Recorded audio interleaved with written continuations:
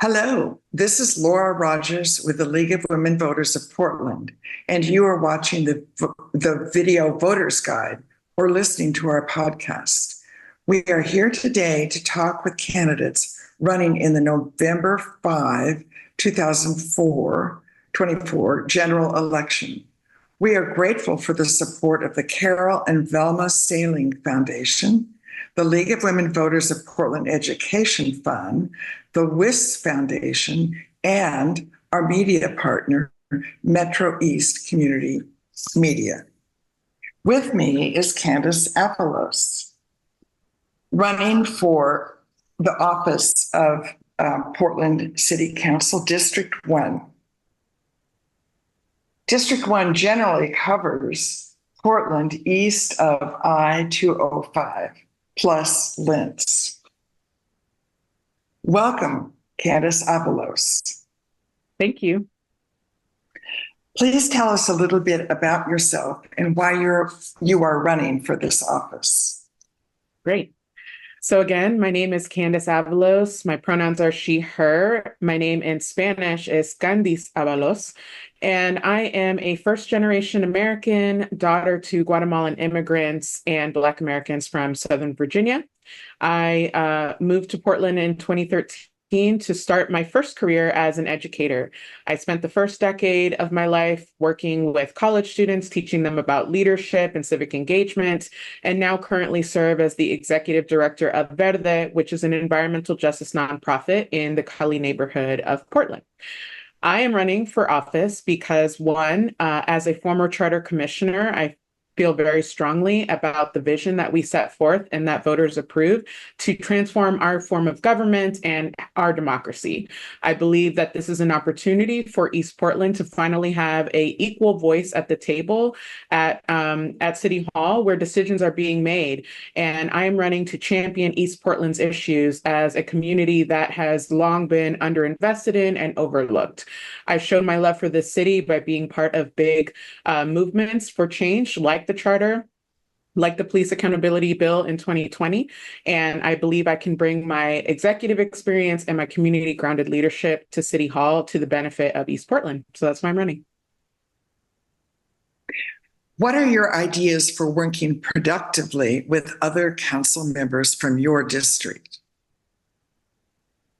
When we designed this system of multi-member districts, what we believed was that not only by electing multi-members with ranked choice voting, giving the voter an opportunity to express their full vote, but it also will give a community the opportunity to see different kinds of champions elected to represent their district. And so I really believe this is an opportunity to really reflect the voters' intent by electing 3 different people who could be on very opposite sides of the political spectrum. But that is actually healthy for democracy to be able to see different representation. So I feel eager to work with my colleague as somebody who has been working in and out of City Hall, doing lots of advocacy. I believe I could teach and mentor a colleague who might be new to the scene. And I believe that I will have a lot to learn about how to govern with people from different walks of life, just like they'll have to learn to work with me.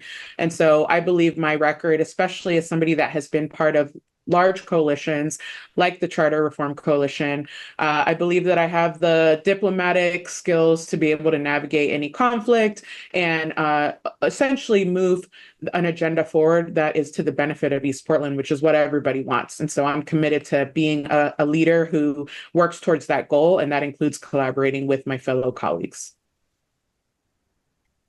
You are listening to the Video Voters Guide interview and podcast of Candace Avalos, who is running for Portland City Council, 1st District.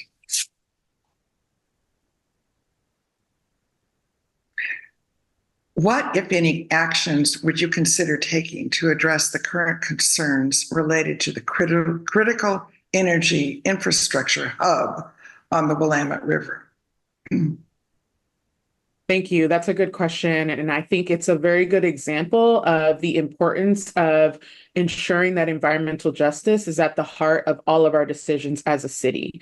The city is making decisions on how to build, how to have infrastructure, public safety. All of these things are dependent on us making sure that the climate nexus is always leaning towards justice. And that means that everybody has equal access to safety, they have access to climate resilience.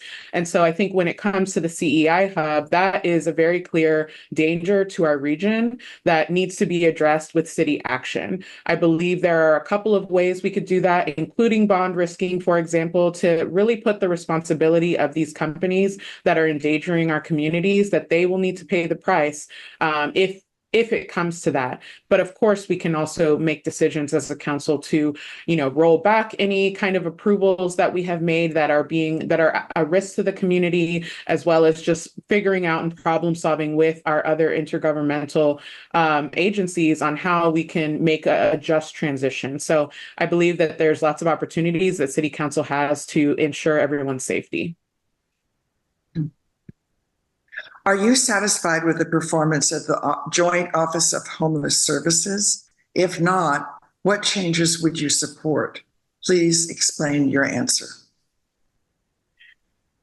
The Joint Office of Homeless Services has been stood up in the last few years as a way for two governments that need to work together to solve a problem to do so. I think that it had a rough start, and it was clear that they were not only under a lot of pressure, but there were a lot of dollars coming in, and scaling up our operations needed time. Now it's looking like, based on the latest report that just came out a couple weeks ago, that we are hitting our targets, we are exceeding our targets, and we're moving our kind of infrastructure into a stronger position to scale up at the need that we have in the community. So I think that there has been very necessary criticism of ensuring that internal bureaucracy is not limiting our ability to act as quickly as the community needs us to. And I think that it is our responsibility to continue to monitor those outcomes and ensure that we're hitting and exceeding those goals in the future. Thank you, Candace Avalos. This concludes our video voters guide and podcast interview of the League of Women Voters of Portland of Candace Avalos running for Portland City Council District 1. Thank you. Election day is Tuesday, November 5th. Be sure to inform yourself about the candidates and exercise your right to vote. Thank you for your interest.